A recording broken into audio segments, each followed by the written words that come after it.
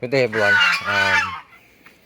Ating papasilip yung ating alternative na pwedeng ipakain sa ating mga alagang pabo. Kahit gansa, manok. Yan. Ayan. Until now, wala pa noon, napapakain tayo ng mga alternatibong pagkain sa ating mga alagang pabo. So, yan yung dahon ng papaya. Yun. Kumuha tayo doon. So, yan. Kita nyo naman kung gaano nila ka-favorite yung dahon ng papaya na yan. So, itong dahon ng papaya, maganda rin to sa kanilang pangangatawan. Dahil ito ay dagdag vitamins din. May vitamins itong binibigay sa kanila. At pampagana din ng tawag din, pampabigat din sa kanilang pangangatawan. So, yan yung mga alternative. Nakita nyo. So, pag ang naubusan kayo ng feeds, tapos meron kayong naman na mga puno ng papaya dyan, ayan yung ating pwede nating ipakain. Ayan. So, mas maganda nga na organic yung napapakain natin sa ating mga alagang pabo. So, ayan. Nakain nila yan. Kahit nga kung gansa, kumakain din. Ayan o. Okay. So, sinanay natin yan na mula pa nung mga sisi pa sila. Except dito kay Bonbon, yung pinaka-breeder natin. Tapos yan, yung babae na yan. Dalawa lang yan eh. So, ito mga sisi pa noon yan. Kinakain talaga nila yung ng papaya. Ayan, nakagawan pa sila.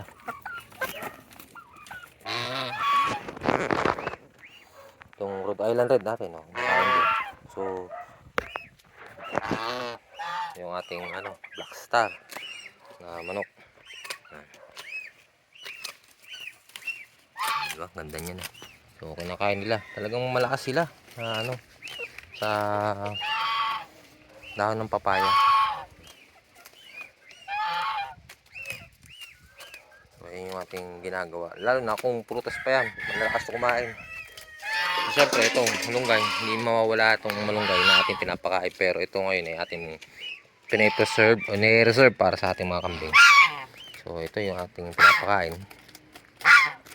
Ninyo kung gaano sila kalalakas kumain. So, parang parang nasabik sila sa pagkain ng dahon ng papaya. Yung mga nakaraang previous days, yung mga nakaraang araw, dahon naman ng kawayan yung ating pinapakain. Yan, kita nyo yun. Yan, alternatibong din yan, pampurga, sabi ayon sa akin nalaman. Pero yan, favorite nila itong dahon ng papaya. Hanggang ngayon, mula pa noon, mula na nagpapabo tayo, atin ang sinasanay yung mga na yan sa pagkain ng dahon ng papaya. Lalo na pag prutas pa yan, lalo na yung hinog. Pinakpata na naman, sinampahan na naman yung babae. Lapit na mga itlog yan.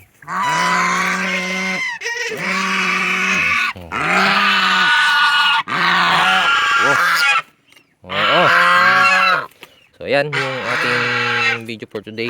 Kung may naubusan kayo ng patuka sa ating mga alagang pabo, maghanap lang kayo sa paligid ng dahon ng papaya. Kahit lalaking papaya pa yan, basta importante may dahon, ayan kakainin ng ating mga alagang pabo. So ayun lang yung update for today. So maraming salamat po mga kapabo.